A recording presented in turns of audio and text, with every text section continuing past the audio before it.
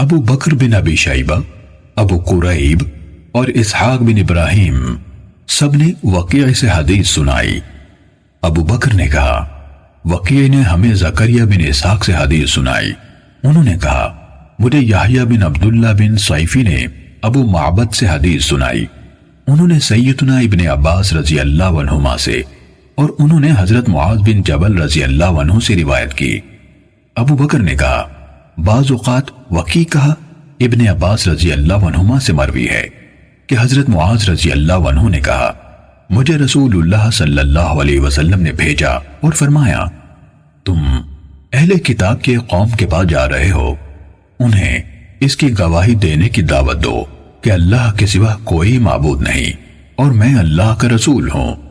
اگر وہ اس میں تمہاری اطاعت کریں تو انہیں بتانا کہ اللہ تعالیٰ نے ان پر ہر دن رات میں 5 نمازیں فرض کی ہیں۔ اگر وہ اسے مان لے تو انہیں بتانا کہ اللہ تعالیٰ نے ان پر صدقہ یعنی زکوٰۃ فرض کیا ہے جو ان کے مالدار لوگوں سے لیا جائے گا اور ان کے محتاجوں کو واپس کیا جائے گا۔ پھر اگر وہ اس بات کو قبول کر لیں تو ان کے بہترین مالوں سے احتراز کرنا یعنی زکوٰۃ میں سب سے اچھا مال وصول نہ کرنا اور مظلوم کی بد دعا سے بچنا، کیونکہ اس بد دعا کے اور اللہ کے درمیان کوئی حجاب نہیں۔ صحیح مسلم حدیث نمبر 121۔